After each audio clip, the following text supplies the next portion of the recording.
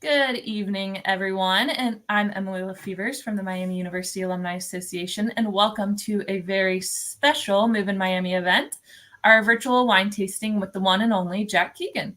So tonight we are celebrating the arrival of the class of 2028 to Oxford in a fun and memorable way by raising a glass and reminiscing about our own first days on campus. So as we enjoy this evening together, let's not forget what today is all about, and that is Move in Miami. This fun, fast-paced fundraising event is all about welcoming the class of 2028 and making sure they have everything they need to start their Miami journey on the right foot. So our goal is to raise 2,028 gifts, which we've already done, but we still have more goals to meet in 20 hours and 28 minutes, and we're well over our way, but your gift still counts. And there's so many great projects to fund. So if you haven't already made a gift, there's still time to contribute in honor of 2028. Every gift, no matter the size, makes a huge difference in our students' lives. So before we get started, a few questions for you, Jack. You have chosen an amazing lineup of wines. So for those of us who are new to wine tasting, what's one tip you would give to help better appreciate the wines that we're enjoying tonight? Hi, Emily. Hello, everyone. I'm glad you could join us. I would think the most important thing is really just have an open mind. You know, these wines will probably be not wines you've had before, maybe some of them you've had or things like it. But I really think having an open mind and really thinking about the flavors and what you're tasting, what you're smelling in many ways. That's one thing we don't do a whole lot, and that is think with our noses. And so one of the things I have done in class is where I will, in fact, do samples where the students, in fact, they get these samples, they have no idea. And so I'll use things like grapefruit or green pepper because, again, we know what they smell like, but do we know what they smell like if we're not looking at them? And so I think keeping that kind of thing in an open mind and just enjoying the wine for what they are is probably the most important thing to do this evening. Thank you for those tips. And then one more question. Have you made a Move in Miami gift yet? And if so, what organization did you choose to support? Actually, I ended up making two. The first one is I am, in fact, on the board for the College of Creative Arts, and I feel very strongly about the creative arts. And so, consequently, being on the board, we wanted, in fact, to have 100% participation. In fact, I laughed. I was the first person, in fact, to put my donation to the performing arts, and then happened to be on Facebook today and happened to know that, in fact, one of our alums, Pam Archer, who, in fact, I went to Sonoma with, she mentioned, in fact, many of you probably know, in fact, of course, Luxembourg. Maisie Dumont was the admin for so many years there and such a wonderful person. And so there is a Dumont Family Fund. And so I gave money to the Dumont Family Fund also today. So that sort of adds to, I actually give money every month to the performing arts because I feel very strongly about the arts here at Miami and certainly about Miami in general. So that's what I've done.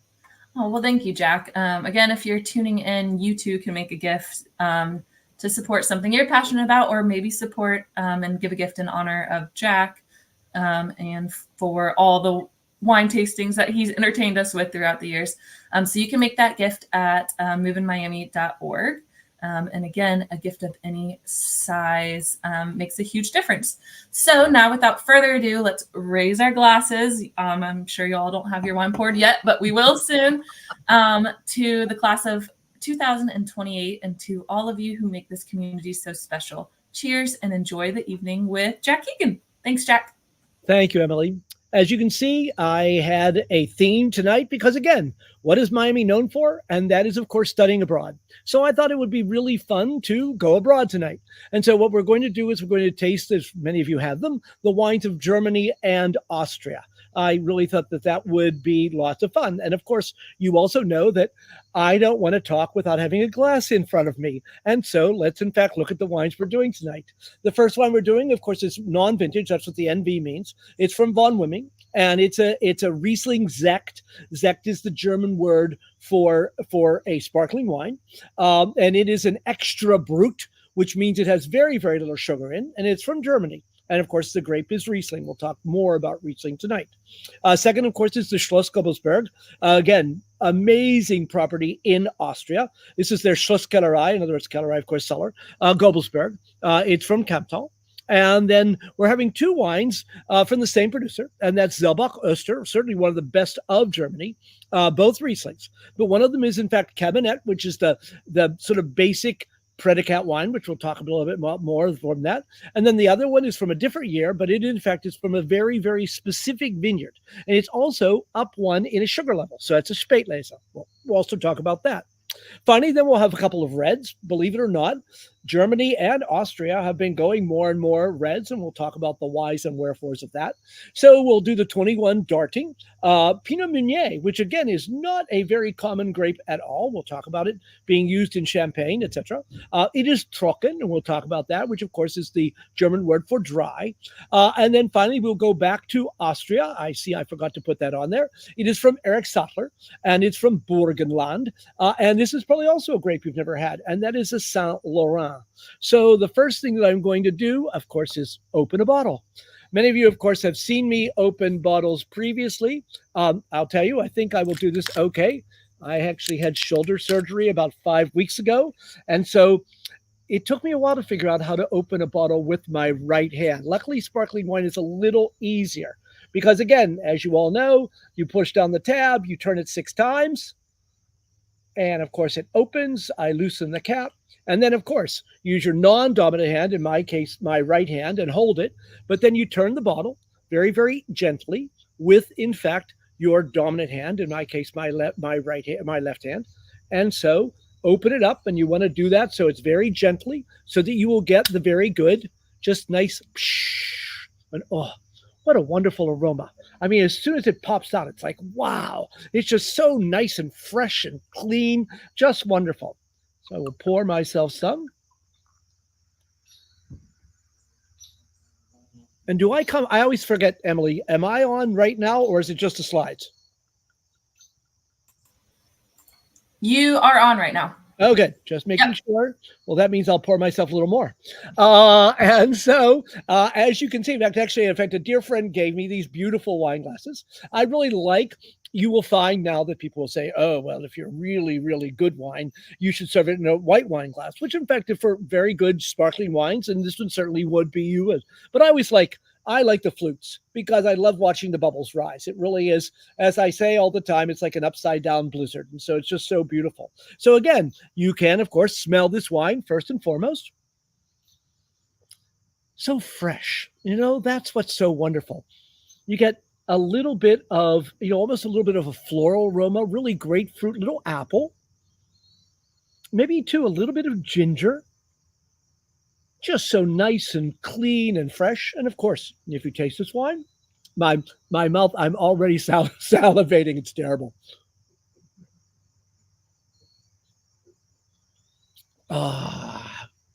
And of course, I don't know exactly where you all are, but it is so strange to be here in Oxford where it's actually like 70 degrees in August. I'm not sure where it came from. But again, I feel really good for all the parents and students who are moving in with it not being 95 degrees, as it often has been.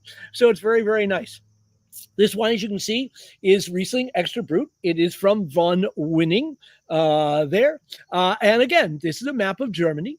As you can see, most of again, with the color, most of the wines are actually down there in the southwest corner.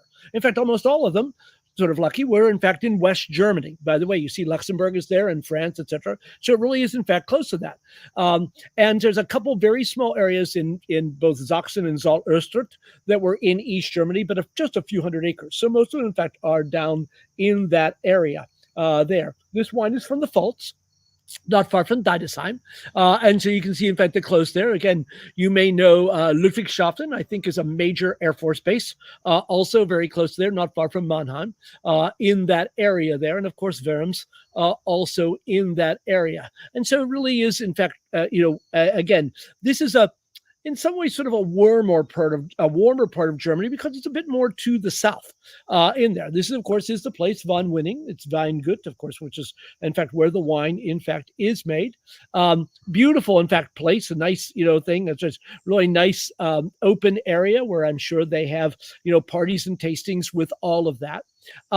Again, typical Germany with the hillsides and the beautiful, beautiful vineyards that are all nicely laid out. And in fact, this is in fact where the wines are down there to the south. So really very, very nice when it comes to this. Again, of course, all of these places in Europe are really, in fact, so lovely. And so you can see, in fact, the vineyards, in fact, outside of the towns, which, in fact, was the way it certainly has been in many cases for hundreds of years. It is from the Pfalz. The wine village is a famous one in the Pfalz, and that's Deidesheim. It's in Riesling. And, of course, there's a selection of various ones, especially with several different soils that are there. This, of course, is a sparkling wine and actually made in the champagne method. Stainless steel tanks for the first fermentation. So in other words, this sees no oak.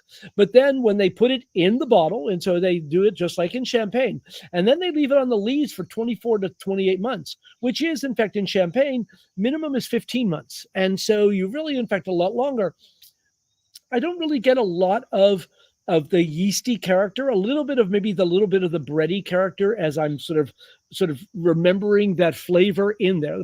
They practice organic in that, but really very, very nice that is there.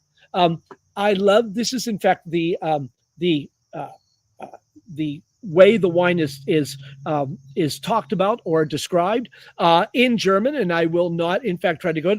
But I realized my new favorite word is the last one, and that is Trinkvergnügen, which of course is, as I have the translation for you here, Riesling ferments and matures half in wood, so they do use some wood and stainless steel. The grapes come from the vineyards in Deidesheim and Rupertsberg. Complex, salty, but fresh. And I see that salt, that almost saline that's there. Juicy fruit and great to drink. So again, that word is Trinkvergnügen, and I think this is very Trinkvergnügen. So that will have to be my new word when it comes to, in fact, enjoying wine. So enjoy.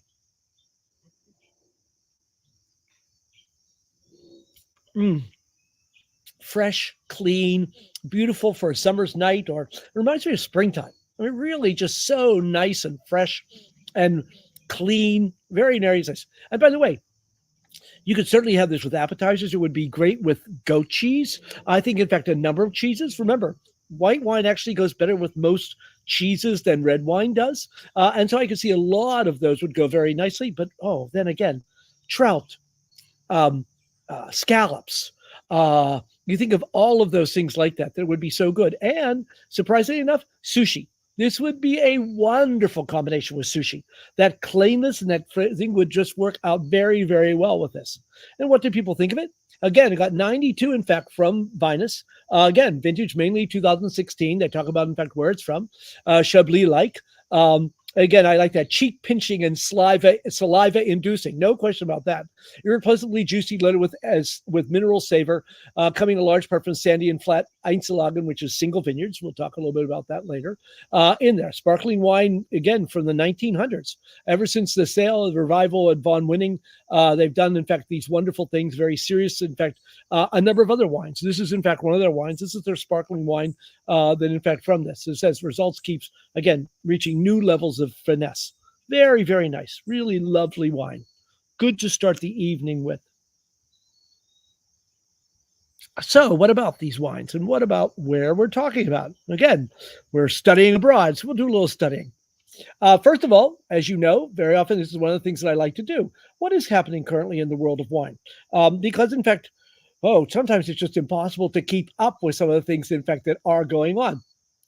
Harvest will be done in France this year. Again, because of worries, in fact, when it comes to the amount of wine that's being drunk in the world, etc., that's probably not the worst thing in the world. But again, they've had a fair amount of rain in France, and so there's been a fair amount of mildew.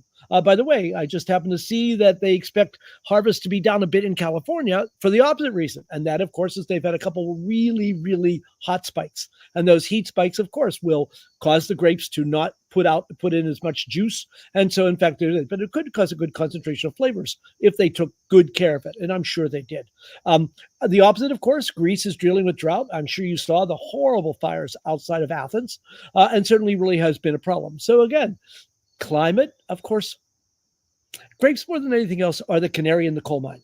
they will tell you when there are climate changes. And we'll talk a lot about that this evening. And so this certainly has been the problem. And in fact, it's something that the world of wine has been grappling with probably as much or more than any other aspect of horticulture or agriculture in very, very important. Some other things going on. Schlossberg, if you've ever had a chance to go there in California, they're celebrating their 60th harvest. And so, in fact, the owners are just wonderful people. And this, in fact, was, I think it was his son who was actually then pouring in the first grapes, because again, you pick grapes for sparkling wine first. And so harvest has started in California. And there you see, in fact, them putting them into the hoppers to start the entire fermentation process. This, again, is the 60th harvest, in fact, for Schlossberg. So very, very neat, in fact, to see this. A bit upsetting. I was surprised to see this, and I didn't really realize. Obviously, I guess Vladimir Putin really likes big reds, but to decide the war, he in fact has built the world's most expensive wine complex, well over $1 billion, 2 different wineries, and the whole bit. Just, ridiculous. But of course, so is so many things that go on with good old Vladimir. But that, in fact, is what's going on. So I just saw that recently. So that was obviously a bit upsetting to see in there. This is also the opposite. We're drinking wine from Germany. And so, in fact, a couple of the wines we're having, in fact, is from the Pfalz. Well, as I probably said before, when I do these kinds of talks, I end up going down rabbit holes because it's like, oh, this is interesting. Oh, this is interesting. Well, one of the things that happened, especially in the Pfalz, more than any other place, is that they, in fact, are basically not getting rid of wine queens, but they're opening up so there are also wine princes. I guess they haven't decided they were going to call them kings, but this is in fact what you see here. And I guess there's been in fact some fairly negative press. And in fact, a number of people are really upset that, oh, what do you mean we don't have wine queens anymore or wine princesses? And so that was sort of funny, in fact, to see with that. So in fact, I saw that controversy a couple different places. Interestingly enough, though, it's not like this was from the 17 and 1800s. When I looked into it, or as I read, the first wine queens actually came after the World War II. In fact, it was like 1950 that the first one. So this is not like an ancient thing that goes on. It's marketing. Of course, it's marketing. And so, of course, why not have wine princes too? So we'll see how all of that develops as time goes on with that. So I thought that was sort of interesting. This also, it's just sort of interesting to see. There was a gentleman, one of the places, Albert Bischoff. In fact, that's what I think you are seeing. Let's see, there's a couple different people that are there. But Albert Bischoff is one of the major Burgundy producers. And so is Joseph Drouhin. Joseph Drouhin, in fact, was one. There was a gentleman who worked for both companies for many, many years. And finally, at Albert Bischoff, they kept noticing that a few bottles were missing. And then they noticed a few more bottles were missing. So what they finally did was they put in cameras. Well, here, again, I think he was in his late 40s or early 50s, very, very well respected worker at both of the places, was in fact lifting bottles. But he never sold or opened a single one. Obviously, some kind of kleptomania, and he just liked sitting down in the cellar with the bottles like he had his own cellar. And so he never opened or drank a single one. So when he went on trial, the two companies, in fact, who had in fact liked and respected him, they got all of their wine back and they simply sentenced him to probation. So he did not end up, and of course, obviously, to fix his problem. And they probably won't rehire him. But I thought that was very, very interesting that they would do that. And that's the way it works. So I thought it was sort of fun to see. And they got their 7,000 bottles back. Wow. Amazing. I thought this was interesting, too, as you go through this stuff. As you can see, this wine is called Skinflick. Now, we all know what skin flicks are, and you can see, in fact, the bit of tape there on the side. Well, why was it called that? In fact, I show you the back label here. It's 2018 fermented white wine, but it's skin fermented. And so, in fact, this is what we call an orange wine, where you put it and you ferment it with the skins, which is what you typically do not do when you're in fact are making white wines. You can see, in fact, it's made from Vermentino, Roussanne, Verdeo, and Pinot Gris and Trousseau Gris. But again, this tank wine company is basically there to have fun. And again, to me, yes, you can certainly learn about wine, but wine's basically about having fun. In fact, I really liked this quote, in fact, from the gentleman. He says, it's never been just about wine. We're into a bunch of cool shit. We don't want people to hear us recite a book report about all the techno aspects of each bottle. Wine is a communal lubricant. It opens the gateway for us to share stories, talk about music and art, wax poetic about life, love, and loss.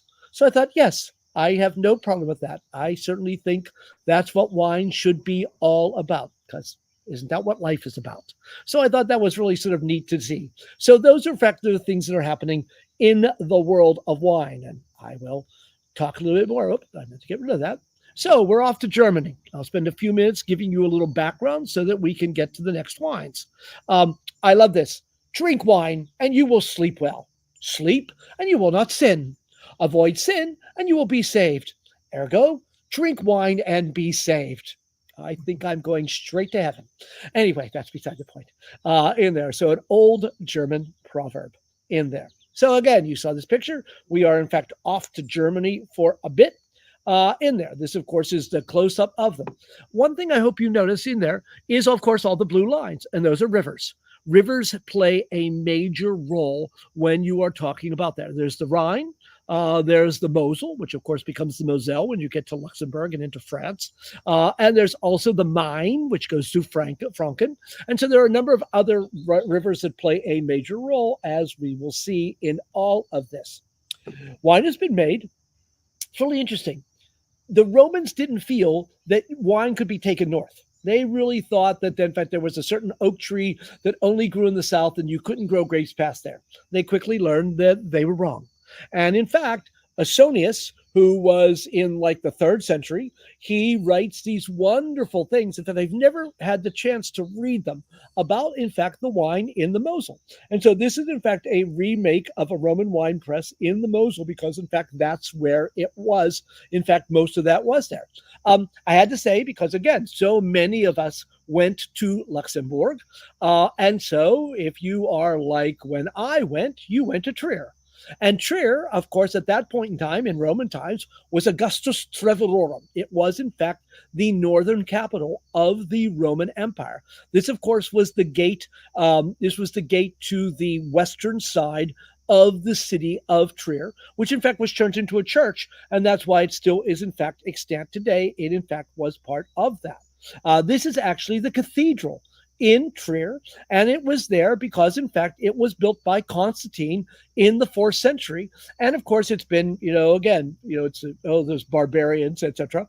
But of course, have been broken down and done. But in fact, there is a tremendous amount what is left of the cathedral that, in fact, the original Roman brickwork. In fact, here's a picture on the side of it with the original Roman brickwork from this, because in fact, at one point in time, that's what it was. So really very interesting, in fact, to see. And of course, this wonderful history that Germany has with this. And of course, Trier is such a wonderful city to go and visit in all of this. The church played a huge role in Germany, especially the monks called the Cistercians. This is Kloster Eberbach there. And again, beautiful place there. And in fact, the wine, which you can still buy, is from the Steinberg, the rock hill, basically, which is considered, again, one of the best vineyards in all of Germany. Very, very important, in fact. And of course, they were also good businessmen. They had the wine was made there, but they had, in fact, shops in Frankfurt. They had shops, in fact, in several cities throughout Germany where, in fact, they sold their wine. In fact, I love this picture because you can see there is, in fact, the cloister, of course, where the monks lived. And, of course, then the vineyards, in fact, right next to it. There. This, of course, is the old area that, in fact, I think was built in the late 1100s there. One of my favorite stories and remembrance. I went to the German Wine Academy. In fact, I meant to wear my thing. I had a thing to the German Wine Academy where I went. And of course, this is now owned. Kloster Eberbach is run basically by the German wine people. And so The day after we got there, we were in fact here. And of course, this was a monastery. And so the monks, of course, kept the various canonic hours and all the things when it came to what they did. So the professor there was in fact clapping his hands and whistling so you could hear the reverberation, you could hear the acoustic in this wonderful stone place. Well, we had all met the night before, and there was a couple from South Africa, and all of a sudden she pipes up and she goes, well, Jack's a singer. Maybe he'd sing something for us. And so they turned to me and said, would you sing something? I'm like, sure. And as many of you know, I was in Glee Club. And so I began chanting Gregorian chant from the 8th century, which of course is exactly what the monks would have chanted. This is the most beautiful place in the world to sing. It takes your voice and just fills the entire area. And when I got done, like my last 3 notes came back to me. And all these people were looking at me like, isn't he from Ohio? I mean, it was just like this. It was just very neat. I was actually called John Jack the Jukebox for the whole rest of the trip. And so it's a wonderful, wonderful memory. So Kloster Eberbach has always been extra special, in fact, to me in there. Of course, what happened, I thought for sure I shut that off. What also happened is, of course, Germany was not a country. And so, in fact, you had very, very amazing terrace. But look at this hillside. Isn't it amazing? Well, 2 things. One, look at the castle.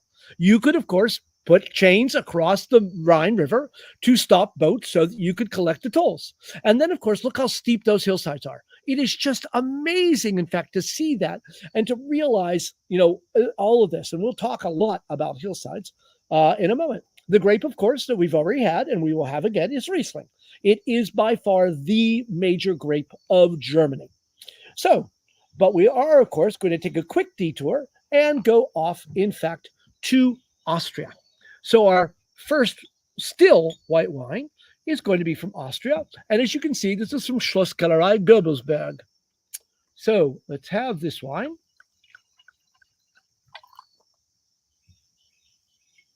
As you can see, it is, in fact, we'll talk, it is a Gruner Veltliner. It is from Kamptal. There are 3 wonderful areas, only about 35 miles from Vienna, and we'll talk a little bit more about that in there after we taste this wine. Look at the color. Just that beautiful, I always like it's a great descriptor, pale straw. It's that wonderful pale yellow color. And again, if you swirl this wine, by the way, I still don't swirl that well with my right hand. I tried and tried and tried while I couldn't use my left hand at all. Luckily, I have enough use of my left hand so I can go back to swirling, which is very, very nice. But look at that color. I mean, just so beautiful. Little green highlights to it also. And of course, if you smell this wine, flinty, a little bit of maybe just a slight bit of pepperiness to it, almost like a little jalapeno to it. Mine might be slightly cold. I'm going to give it a little bit of warm up with my hand in there because, again, it brings out more of the aromas. By the way, when we talk about temperature, I like to serve wines, probably whites around 55. I don't mind it warming up a little bit in the glass or even like in the low 60s. Because, again, if it's not, it is, in fact, we say the wine's dumb. You cannot get the aromas that you want out of this wine in there. And, it's just so, again, wonderful sort of green aromas. Also a little bit of saltiness there in the finish, but wonderful. A little bit of pepperiness. Maybe a little bit of chamomile, but wonderful sort of herbalness to that wine. So pretty. And of course, most important part, let's taste this wine.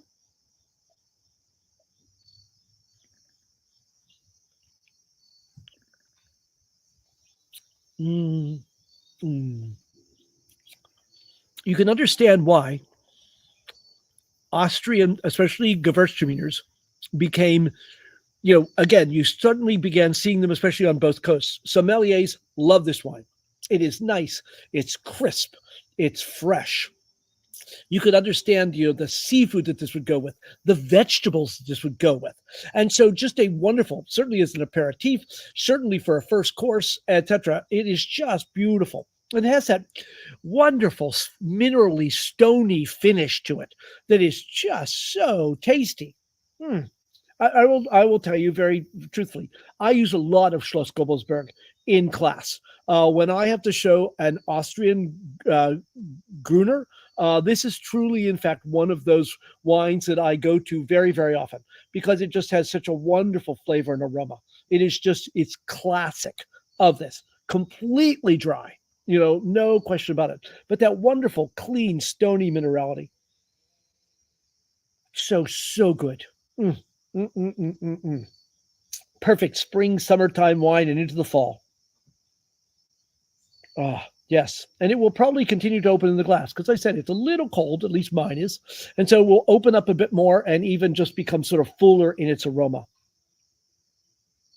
So nice. A bit about this wine.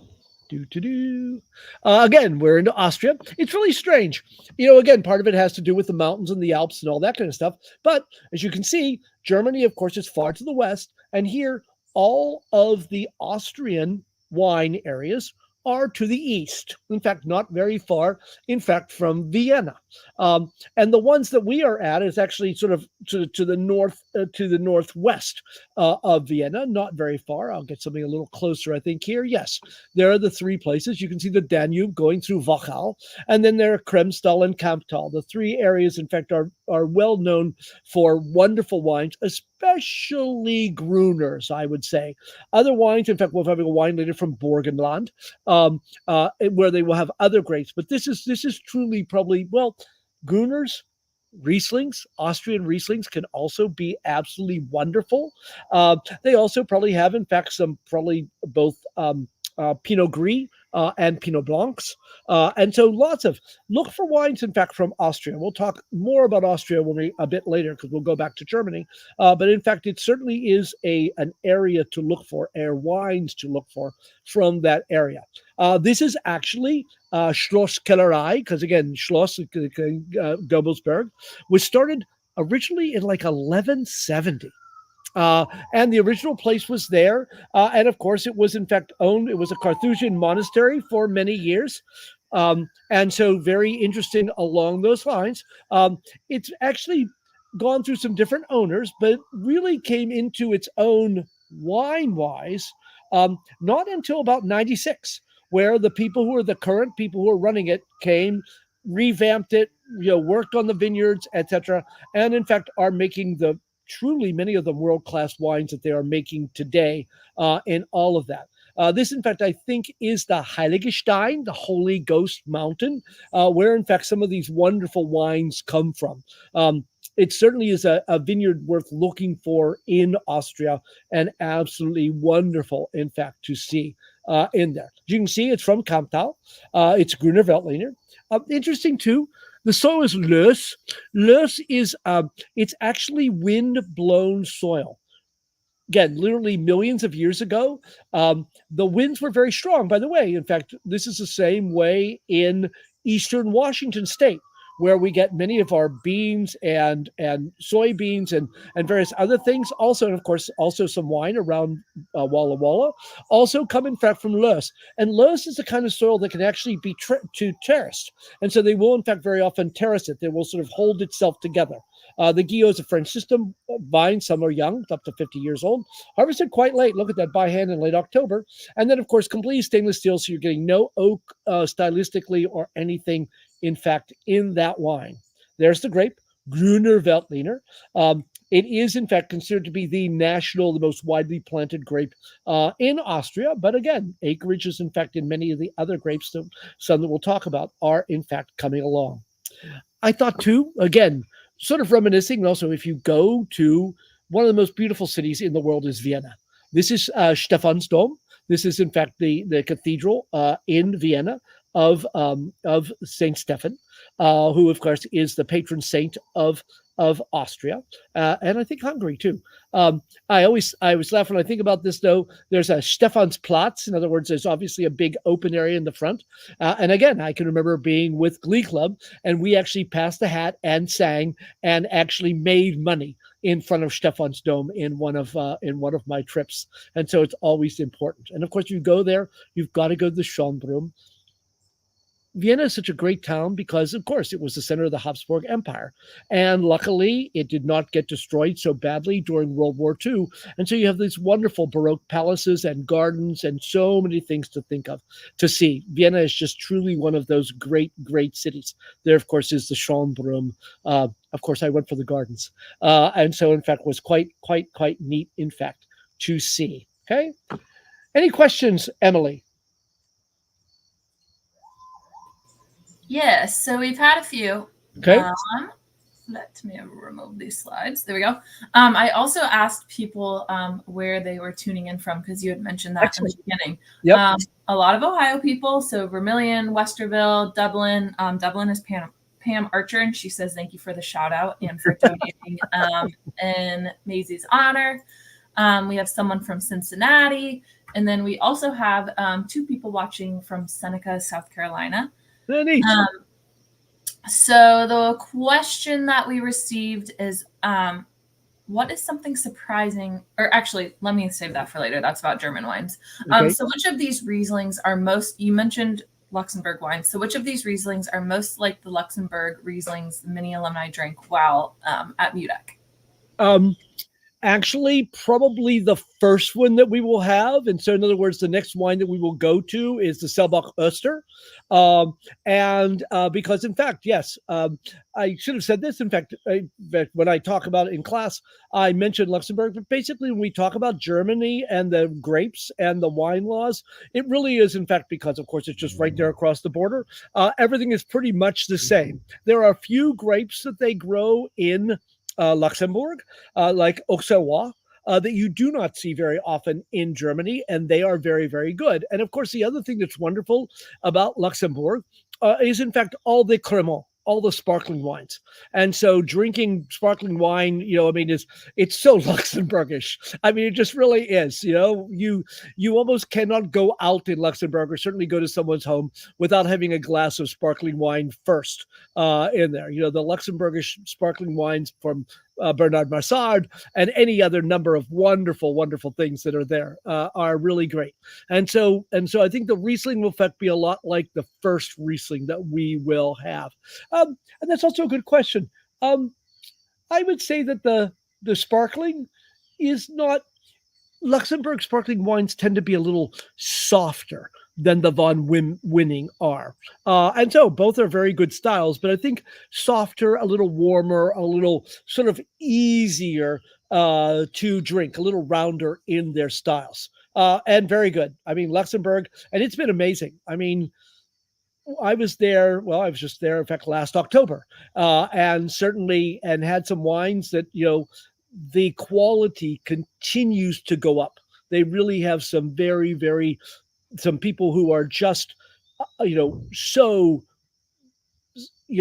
just so passionate about what they do. In fact, actually, we did a wine tasting when I was over there for the 55th, and two things. A, I couldn't believe how wonderful the wines were, and B, I couldn't believe how inexpensive they were. I mean, we were drinking wines that were like 15 euros or whatever, that were easily the equivalent of $40, $50 wines. Really beautiful, beautiful wines coming out of Luxembourg. Do not pass them up if you happen to go there. Anything else? Nope, that's it for the time being. Okay, great. Well, then we will continue on. I want to talk a little about the German wine laws. I really don't think that you can understand Germany, or certainly understand a German a German wine label without understanding a bit about the wine laws. Even though I will tell you, the Germans are very good at driving me crazy because they keep changing things. And in fact, I happen to see, this is, again, the wonderful thing about doing this, I happen to see that the Germans are going to change it again. Starting in 2025, they're going to change some of their wine laws. And I'll be interested to delve into it more. In fact, I may have to get in touch with those people to find. So the German wine laws. There are 13 growing regions. This is a thing that came for a long time. For most of them, you don't need to worry about them. In fact, certainly not in class. The regions are called Anbaugebiet, is the word, in fact, in Germany for the regions in there. There are sub-regions. Again, you don't need the word no Bereich, but that's what it is. This is what's interesting. There are single vineyards. And again, if you know how to count in Germany, 1, drei, five, vier, fünf. Eins means one. And so an Einzellage is, in fact, a single good vineyard. Okay? And they're often in a town, in other words, the Bereich, a commune, in other words, the vineyards around a town. There may be several that are really good. Um, and so they get their own name on the label. As we'll see, in fact, the Schlosberg that we're having later. Then, well, what about the rest of us? Well, they're put together. You see the word gross. And so they're put into a name called Grosslage. And so it has the same name of the town, but has, in fact, a different second name.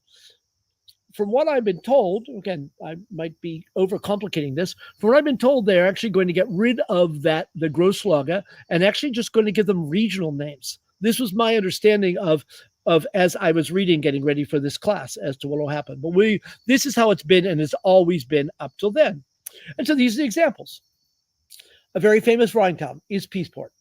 And so, of course, the wine comes from Peaceporter. It's like, if you're a New Yorker or you're a Pittsburgher, you add the ER. And then, of course, their very best wine comes from the Einzellage, the single vineyard called Goldtröpfchen, little gold drop.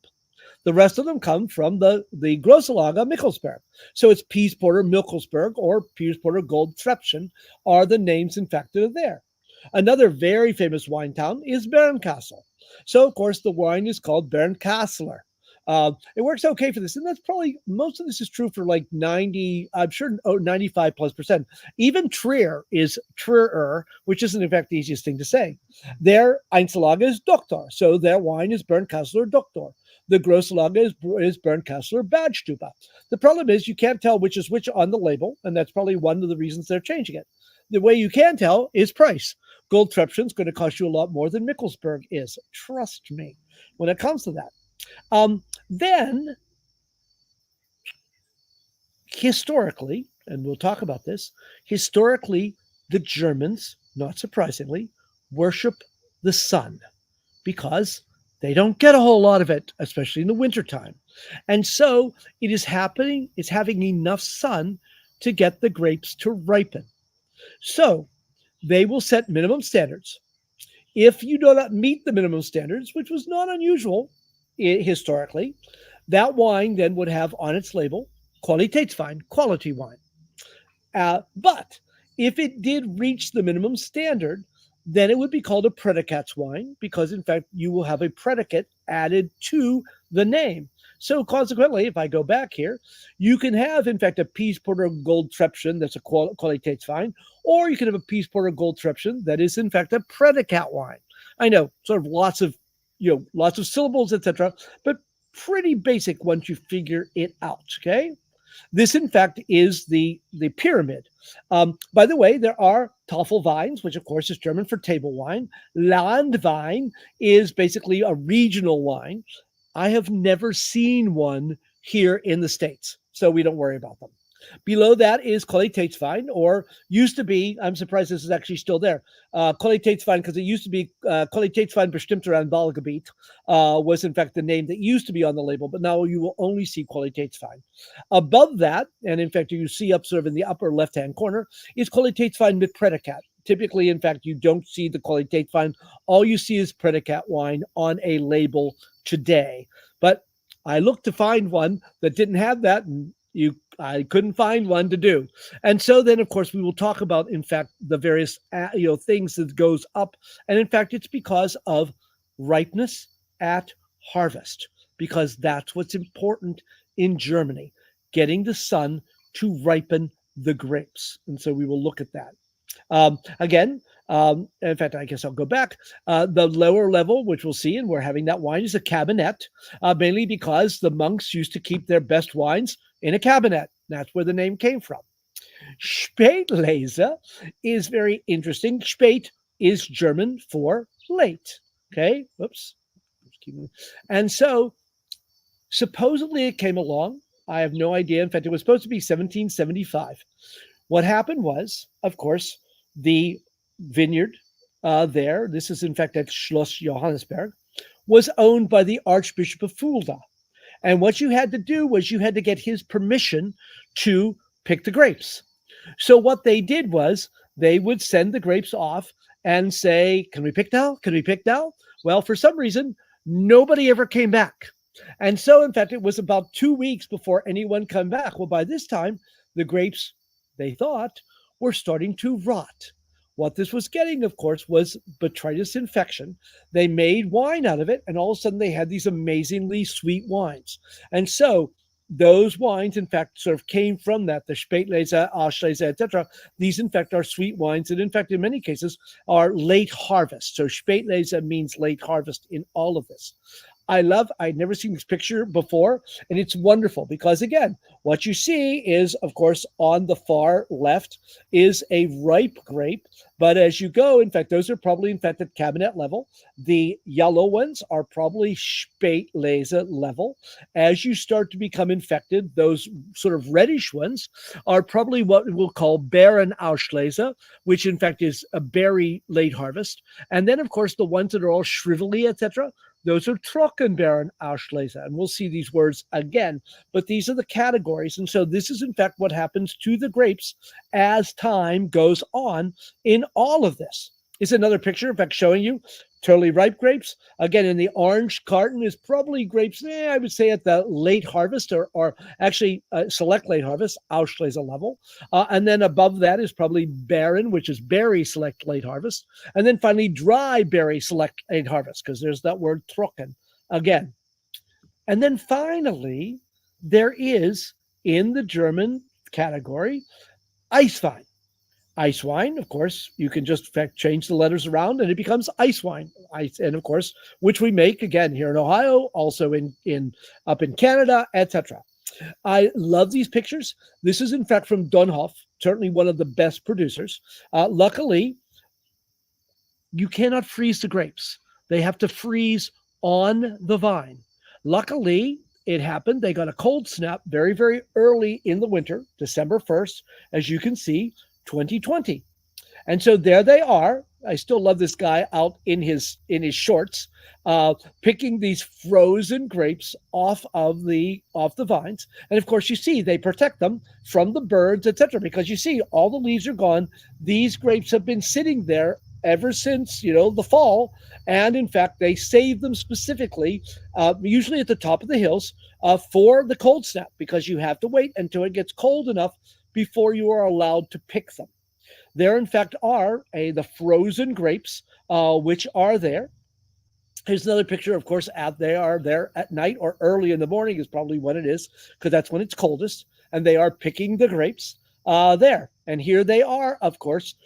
They then bring the grapes in, frozen. They don't let them thaw. They then press the frozen grapes, because what's frozen? Water. So what comes out of them? The pure essence of the juice. And so that's what you're getting when you get ice wine. The problem is for the Germans, and actually also for here in Northern Ohio and in Canada also, climate change. We're not getting the cold snaps like we used to. And so, in fact, it is thought that, in fact, ice wine will become possibly rare to none in Germany anymore, simply because they do not have the cold winters that they do. I think I read some things. It wasn't that long ago, like 30 years ago, that Canada would have well over 25 times where it would get cold enough for you to make ice wine. Now the numbers are less than 5. And so, in fact, those kinds of cold snaps are becoming, as you all know, the winters are becoming milder. And so this is, of course, making a difference in the production of ice wine. By the way, you can make what they sometimes call a vin de glacier, where you actually throw the grapes into the freezer and do the exact same thing, but you cannot call it ice wine. Ice wine has to be frozen naturally on the vine. Okay? By the way, the other word I wanted to mention, Trocken. In fact, one of the wines, in fact, we're having later, is Trocken. That's the German word for dry. So Trocken Barren Auslese is dry berry select late harvest. And so, but Trocken means dry. Halb trocken, half dry. And so that has a little bit of residual sugar. By the way, in Germany, if you go to drink German wines, almost all of them will be dry. The Germans were revolted by the bad German wines that had some sweetness to them and not much else. And so in Germany, they have we're not going to go into it, they have entire categories of classifications of dry wines. And so the Germans, they're best, Erste Gewächs, Große Gewächs, etc., they drink almost entirely dry wines. Here in the United States, that's also turning more dry, but we still drink sweet wines as they do in the United Kingdom with that. So let's try a wine, shall we? Our next wine is from Selbach-Oster, an excellent producer, by the way. The Selbachs have been, in fact, making wine for the last 400 years. The Osters were actually people who were in the thing of actually sending wine or actually distributing wine. And of course, it was a marriage that you have, in fact, the names of together of Selbach-Oster. This is, of course, a Riesling Kabinett 2022.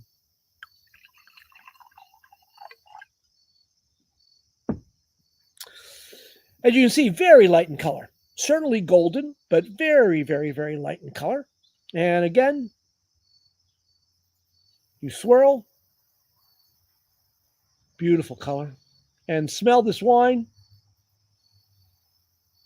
Ah, Riesling. I have to laugh. Of course, since I have different class every time, they don't get to hear me say every semester, I don't understand why I don't drink more Riesling, because it is just so beguiling. It is just so lovely. I mean, smell that. It's fresh. It's the floral, that wonderful floral nose to it. Almost, oh wow. I mean, so floral and fruit driven. Not really lychees, a little bit of ginger, a little bit of honey.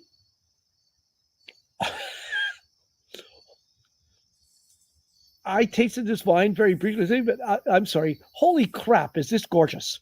I mean, whoa, this is just beautiful. It just has so much going on. All of those wonderful aromas. Oh, yes. And some almost like, the spiciness that's there. Wow. Not really mango, but almost tropical fruits. Dang, that's nice. And again, if you taste this wine, I feel like I just could keep smelling it.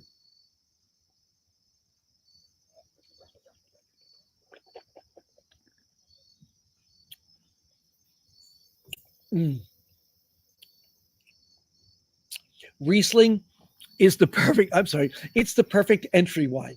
I mean, because it has a little, yes, there's a little bit of sweetness to it. And again, I tried to get a good text sheet on this. My guess is there's not 1% sugar in here.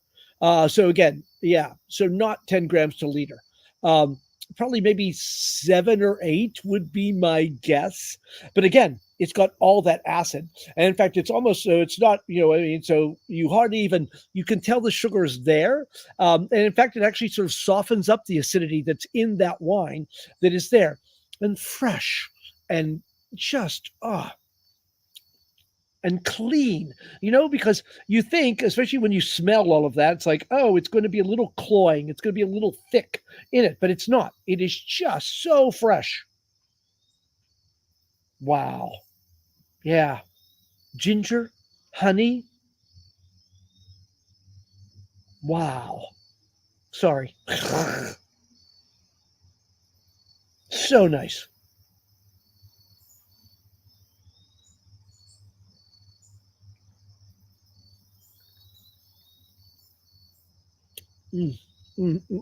By the way, I would recommend, in fact, I'm certainly going to leave some. You might want to have a second glass ready because, again, I think it's going to be fun. The reason we're doing this is so you can taste the difference between the two wines. One is a year's difference. One, of course, is probably is going to be for a thing. I actually almost, this wine is so wonderful. I almost can't wait to taste the next one, but we'll have to wait a moment.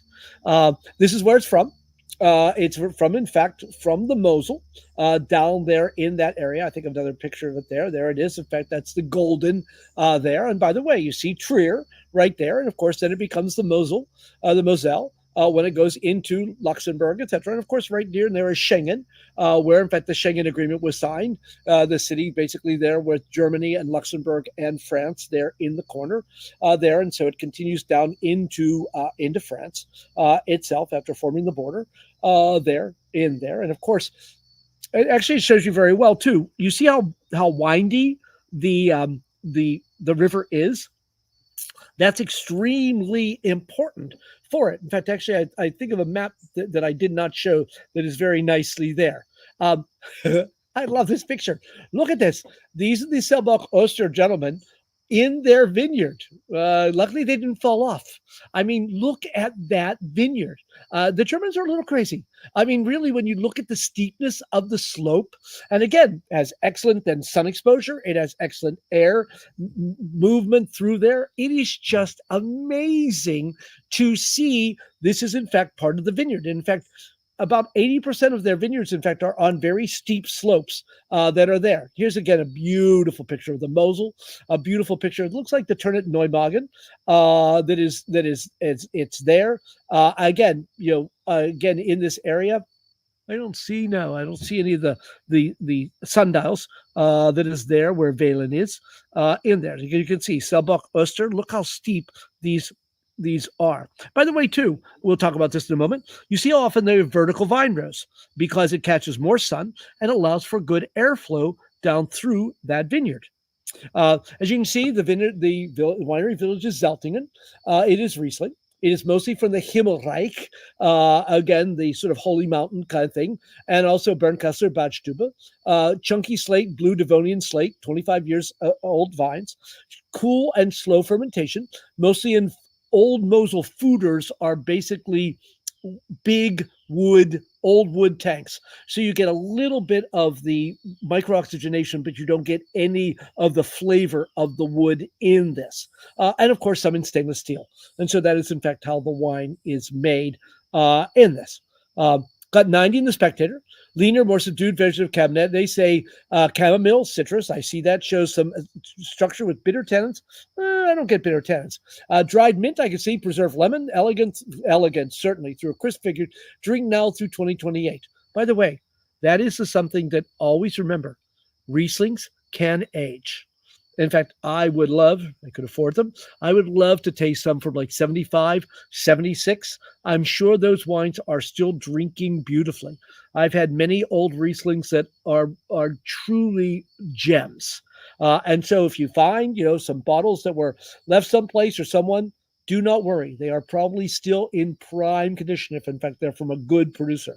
It's amazing sometimes how long you don't expect white wines to last, but Rieslings can, and that's because the acidity, that beautiful acidity that's in that wine makes them just wonderful, okay? So we're going to go right on to the next wine because I thought it'd be fun to taste them against each other. And that is, of course, the Selbach-Oster, Zeltinger Schlosberg, Riesling Spätlese. Spätlese, of course, means late harvest.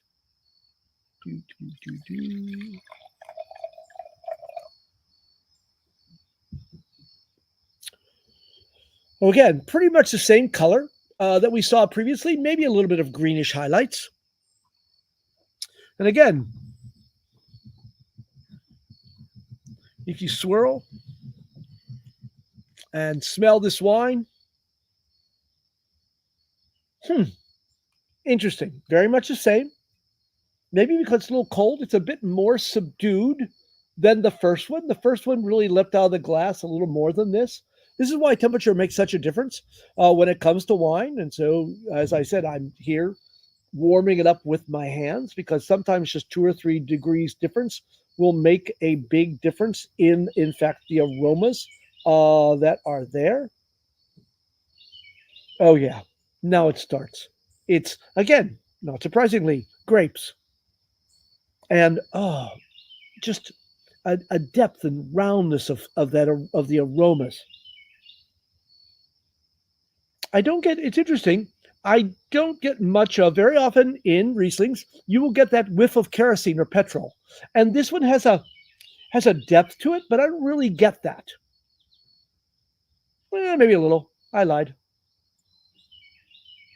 But so beautiful. A little lime. Oh, and yes, as you swirl it, it just continues to open up in the glass. Wow.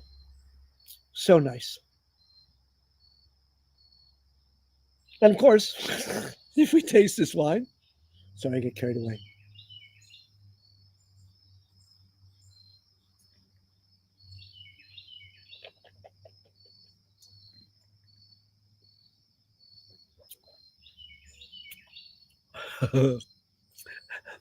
The depth of flavor, the roundness, a little sweeter. It's Spätlese. By the way, Spätlese means that it was sweeter at harvest. Now, you can vinify this wine completely dry if you wanted to. So you could actually have a Spätlese Trocken. This one obviously is not, but you can. And of course, the alcohol would be much higher. Is there an alcohol in that wine? 8%. And so, of course, because of that. So again, and that's a wonderful thing about German wines too, nice and low in alcohol. And oh, you could just drink this for the next 3 days. Oh, it is just so beautiful. Oh, so lovely. So lovely. As you can see, Zeltinger, Schlossberg. Oh, okay. Stop check. Next, let's see. This, of course, is Selbach-Oster's winery. Again, quite modern, as you can see. Look at, I swear, you can't train mountain goats to pick the grapes, so people have to. I mean, look how steep those vineyards are. It is truly amazing. As I said, 80% of their vineyards, in fact, are fairly steep. Maybe not quite this bad, but certainly quite steep. And these, in fact, are from their website. This, in fact, is the Schlossberg vineyard. And so you can see, in fact, the side and, of course, the Mosel there and the town right below there. So beautiful. So beautiful. And this is that blue Devonian slate. This is, in fact, it's not so much that the grapes take up the flavors, etc., but it's having the ability to how much water it holds, how good the drainage is. All of these things have a major effect on the quality of the wine. And so having this blue Devonian slate and having it broken up like that and having it good drainage is so important to the quality of the wine in there. And look at this, 94 from Suckling. Honeysuckle, pink grapefruit, floral honey, pulls together sleek, elegant Mosel Spätlese.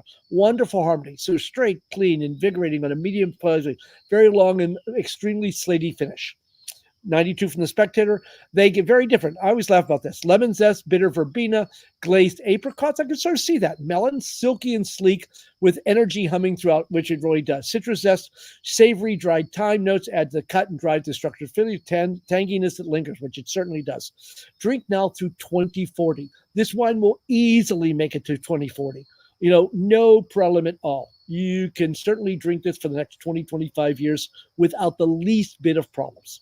Unfortunately, they didn't bring in much, but it is, in fact, I think it's still, in fact, available here in Ohio. Oh, so beautiful. So, the apricots. Yeah. Wow. Yum.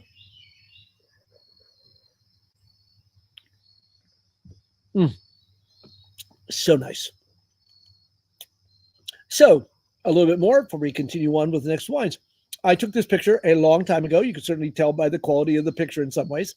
But I took it basically for that. If you look right in the middle of the center, you see an obelisk. Not very big. But in fact, this is, in fact, I took at Schloss Johannesberg. The Rhine would be in the distance outside the picture. But this shows you 50 degrees north latitude. This is, in fact, where the German wine regions are, very far to the north. If you take that line and put it through North America, you will be in Montreal. Not exactly wine country. But of course, it's because of the ocean, etc., and what they do. So the Germans have done everything to capture the sun. And so this is what happens. Is again, you see this turn. And so it is those south-facing slopes that, in fact, allows you to catch the sun in, especially for ages, in the best years, that allows you, in fact, to basically ripen the grapes considerably. Again, I use this picture in class just because it's not a good picture, but just to show you how steep the hillsides are. And of course, I took it. In fact, I was probably also taking this picture in a little thing because, again, you see the gray slate and you see these vertical vine rows because the Germans did everything to capture the sun. It's very interesting. And again, I told you, grapes are the canary in the coal mine. When I started teaching the class, not so many years ago, it was a given, that in Germany you had 3 good years out of 10. And that's because that was the only years that would be ripe enough where you have enough sun to ripen them. Now, and I've looked back, Germany has had 1 bad year since 2000. And that's because it's just gotten that much warmer. And so this is, in fact, what's going on. And so the Germans have been extremely lucky, as all the people who like German wines, because, in fact, they have gotten to be much riper than they were, or they can ripen practically every year. This is, by the way, another reason why one of the wines we're having tonight is red. You didn't see red German wines before this time. I always love, again, the grape is Riesling. It is, by the way, it was the number 1 grape. And then because it was so difficult to ripen, more and more times they planted Müller-Thurgau. Müller-Thurgau was a grape that was developed to basically be the workhorse in the areas because it ripened easier than Riesling did. And so, in fact, at one point in time, it was the most widely planted grape in Germany. But climate has changed, as we'll see. This is Spätburgunder. Spät, of course, means late. Burgunder, Burgundy. This is Pinot Noir. Pinot Noir, which was only grown in the R 20 or 30 years ago, and typically made something that you could hardly call a rosé color-wise, is now making some of the best Pinot Noirs in the world. It was 4 or 5 years ago that, in fact, in Decanter magazine, their number 1 wine of the world, in fact, was a German Pinot Noir. Unheard of 20, 30 years ago. And this, of course, this is another grape that, of course, has taken off tremendously in Germany, and that's Dornfelder. I love telling this story. In fact, we were just trying to get in touch with each other. Again, when I went to teach in Luxembourg, which I would really like to again next fall, hint, hint. But I had gone to a friend's wedding. And so we went over actually in Bad Kreuznach. And so after the wedding, we're at the reception and I'm talking to the groom. And he hands me a good, nice, juicy glass of red wine and said, "This is local." And on his wedding day, I called him a liar because there's no way a German wine could be nice and red and juicy. And sure enough, it was Dornfelder, which I had never had before. It was a grape that was developed in Germany for this reason, and in fact has increased in acreage tremendously. So it's something I always laugh about every time I think of Dornfelder. This shows you, in fact, I like you should, because look at this. In 1995, you can see the acreage hasn't changed, as are actually hectares of Riesling, but look at Müller-Thurgau. It's gone from 23,000 to 12. And of course, Grauburgunder is Pinot Gris because it means basically gray Burgundy.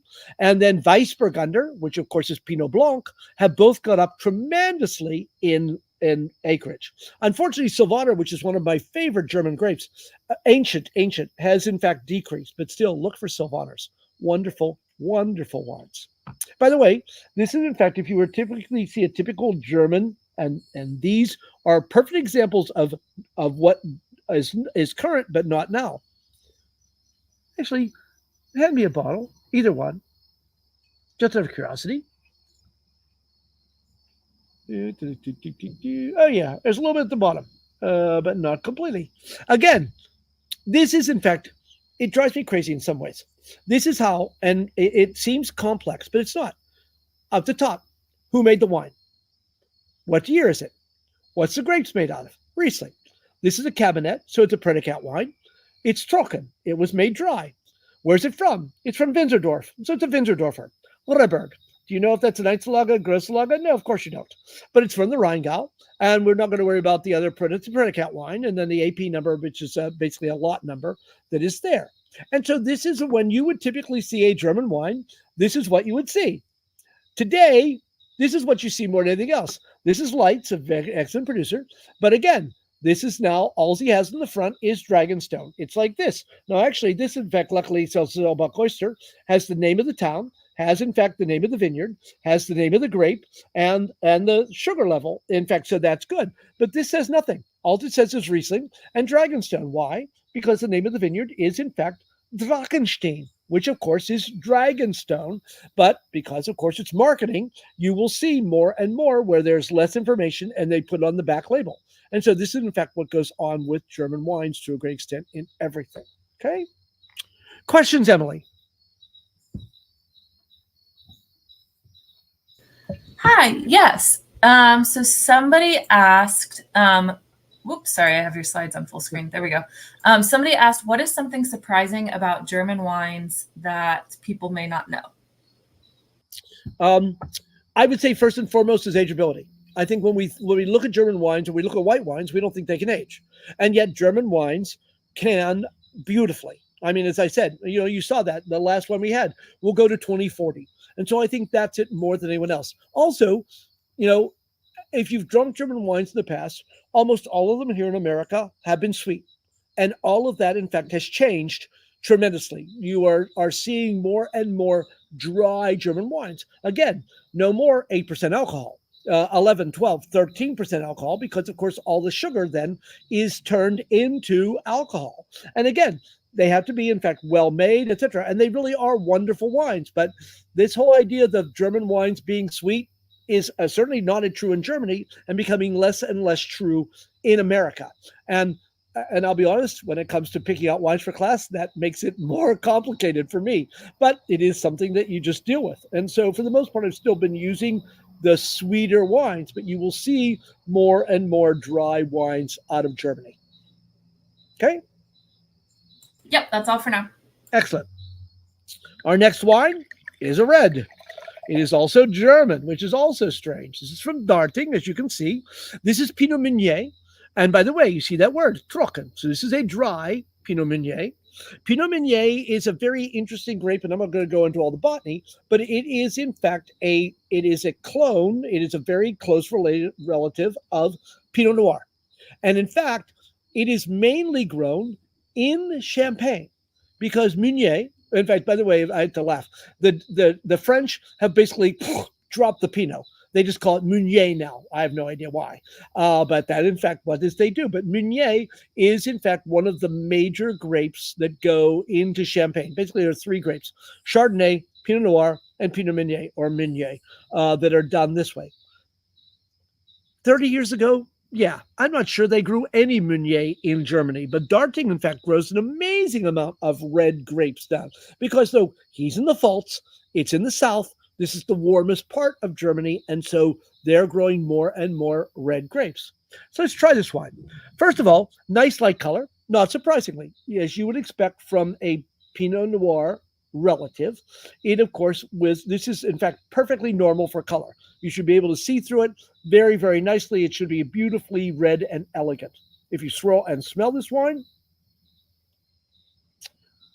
oh, a little spice. Wonderful.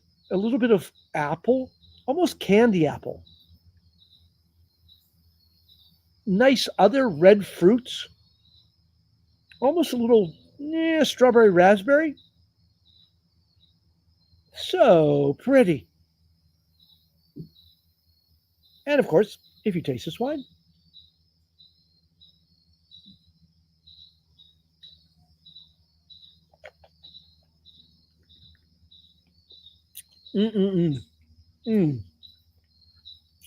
has a nice grip to it. Wow.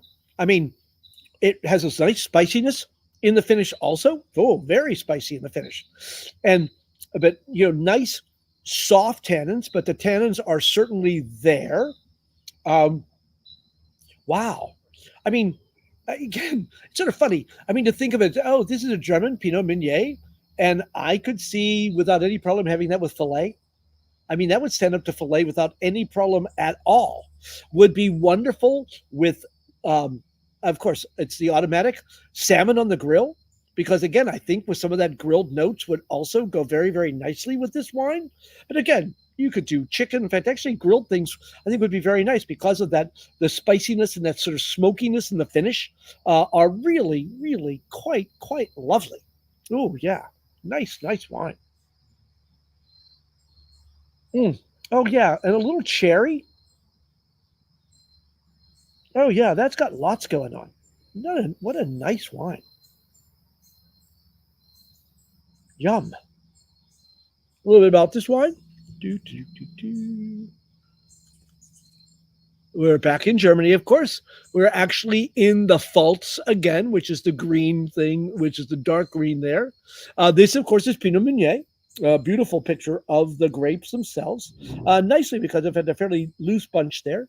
These are pictures, in fact, from Darting of their vineyards. Again, quite lovely there. And so you can see, in fact, the vines. In fact, very interesting the way that vertical shoot positioning over there on the left-hand side. Very, very neat. And of course, there's reds that are there. I laugh because, of course, I go to all these websites and it's like I want to call them and say, "Could I edit this website for you?" Because there's lots of mistakes on it. Again, look at this beautiful, getting ready for fall. Again, old vines. These are probably getting sort of turning as they do. Look at this hillside. This is actually they actually make a Sauvignon Blanc, and this in fact was one of the things I said. By the way, you see all the different vineyards. Every one of those vineyards that you see there, this is probably not all owned by Darting. I will bet you that what you're looking at right there is probably at least 10 to 15 different owners, because you can see the differences in the grapes and how they're grown. And this, in fact, is very, very typical, very small production. By the way, which means that cooperatives are extremely important in Germany, and that they're just simply a lot of small producers. And so these are, in fact, very good examples of that. In there. This, of course, is Helmut Dottie. He said, minimal intervention. Every time you handle wine, you diminish it. So he fermentation slow, cold temperature, stainless steel. He only uses natural yeast. He doesn't add yeast at all. Tries, in fact, to do what we call reductive, no addition of oxygen to this. And so handled, in fact, he tries to really just present the grape's character. And he's done a beautiful job in that wine. Just gorgeous in there. Okay. So very, very nice. I want to do a quick run through of Austria because, in fact, our last wine is from Austria.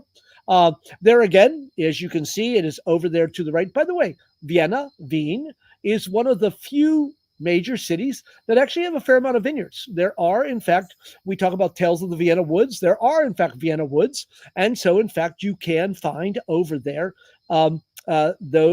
vineyards, in fact, and so. And it, of course, it is Wiener. Which in fact was what it would be in German, is the wine, in fact, from Vienna, from Wien, that is there. If you go, you will go to a Hörige. A Hörige is where you drink the new wine, typically Gruner Veltliner, etc.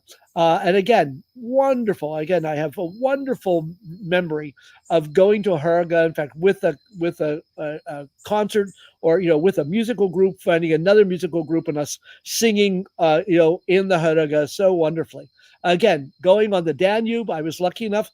I used to do trips with alumni, and so we went down the Danube in there. It was just absolutely wonderful, and stopped at some wineries, etc., on the way.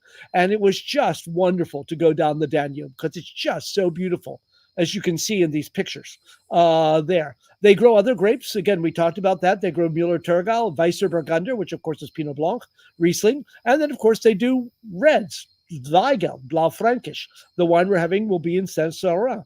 By the way, many of you may remember, certainly, is in the 80s, there was a tremendous scandal that took place in Australia. They were adding things almost like antifreeze to the wines that caused, in fact, no one would buy Austrian wines. And so they put in the strictest controls, which again, you see in Latin, District Australe Controlatus, in there. And so, in fact, and there has been a tremendous renaissance in Austrian winemaking. These are pictures I took, in fact, on the Danube with the alumni group. In there, just absolutely wonderful, wonderful places, in fact, to go and visit. This again, another time I was there was at Erich, making world-class wines, and they do make world-class wines in Austria. The last one we're having is grabbing that glass, since I sort of have run out of glasses. Thank you. Is from Erich Sattler.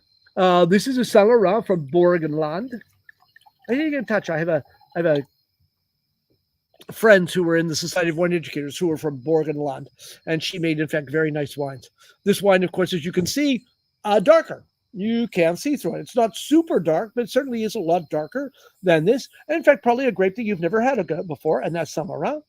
If you swirl and smell this wine, very different, darker, richer. Reminds me a bit of a Beaujolais in there. Oh, yes. Wonderful, nice, good, ripe fruit. Nice depth and darkness to it. And again, if you taste this wine,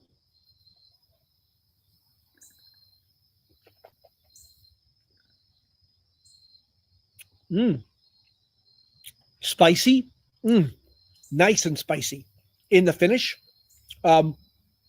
Obviously, heavier in a different way. The tannins are there, but they're very soft and very round. There's a tremendous amount of fruit in this wine also. Again, a little bit of plum, maybe a little bit of pomegranate that is there. Nice depth to it. Again, I would have no problem putting this with, you could certainly do it with beef. You could probably certainly also do it with lamb. Stuff off the grill would also be very, very nice with this.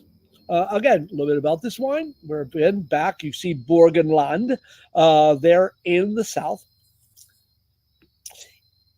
It's such an interesting place. As you can see, it's in the upper area. In fact, up there, we see the dark thing. You see the lake there. The lake is, in fact, I will show you, and just so fascinating. This is the Neusiedlersee. The Neusiedlersee is, as you can see, it's a fairly big lake. It's basically about 2 miles wide by about 4 or 5 miles long. It is called an endorheic lake, which means the water doesn't go anywhere. The water, in fact, comes in. And in fact, this lake has disappeared a number of times in drought, etc., and of course has basically gotten larger and smaller over time. There's a tremendous amount of plant life that grows all around it, and so it is wonderful for birds and other animals in there. And in fact, now they sort of have control, and it was really interesting, as I said, another rabbit hole that I went down, what they had planned on trying to do with it, etc., that didn't happen. And so now, in fact, it is, I think it might be a UNESCO World Heritage Site, and in fact, it is now a national park. But it's really very, very interesting.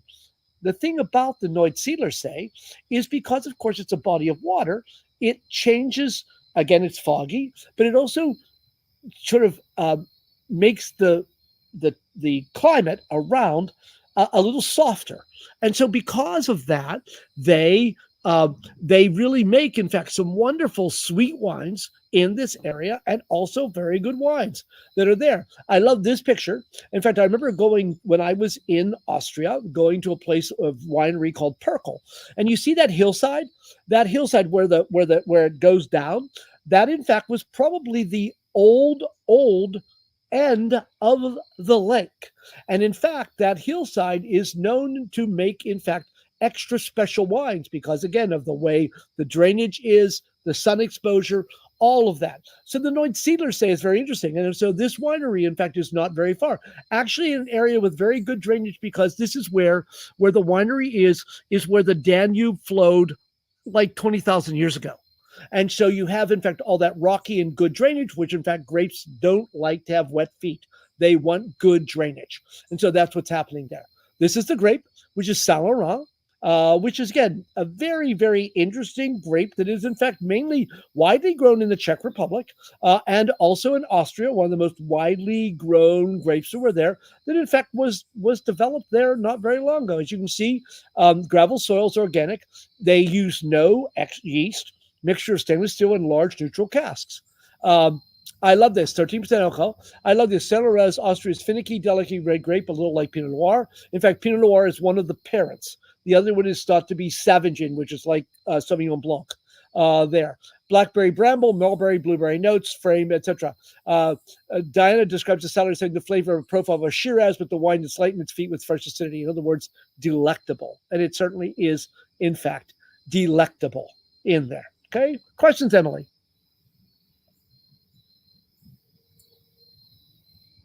Oh, it just is so nice. Are you with me, Emily?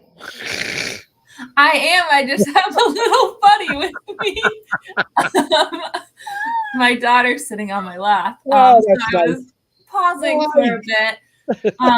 So someone did ask, they said that I never knew there were red grapes in Champagne. Can you discuss that a bit? Sure. There are three major grapes, and interestingly enough, two of them, in fact, are reds. And that is, of course, both Pinot Noir and Pinot Meunier. Pinot Noir, but it's typically about, Pinot Noir probably most widely, like 36%. Pinot Chardonnay, probably like about 32%, and then Pinot Meunier. And there's actually a couple other grapes, but they're in such small amounts that you don't even worry about them. The thing is to make a wine, what you do is, in fact, and that's one of the things I enjoy doing in class, is that I have the class peel red grapes, because as you will see, all the color in a grape is in the skins. And so if you press the grapes right away and take them away from the skins, the juice is white. And so so for example, when you buy a champagne that says Blanc de Noirs, that's white of the blacks. And that wine is probably, in fact, 100% Pinot Noir, but it could also be Pinot Noir and Pinot Meunier. And so it is a white wine made from red grapes. Anything else? Nope, that is all we have for now. Okay, well, we have tasted through all the wines. I have a few things to show you. And I'm doing so well on time. I'm so proud of myself. I thought I would show you a few things again. I ran around campus. Many of you may know, and many of you had been in Bachelor, or maybe many of you got lost in Bachelor, because it was quite easy to get lost in Bachelor. They are, in fact, for the next 2 years, going to be totally redoing Bachelor. And so it is closed off, and they've got some really wonderful plans, it seems, for redoing Bachelor. And so that's what's going on there. They are also, as many of you know, in fact, doing a lot here at the university to reduce our carbon footprint. And they feel that they will, I think, reduce it by, 5,000 tons of carbon by putting in a tremendous amount of the wells to, in fact, capture the heat, etc., from there. And so we have a lot of that going on around Millet.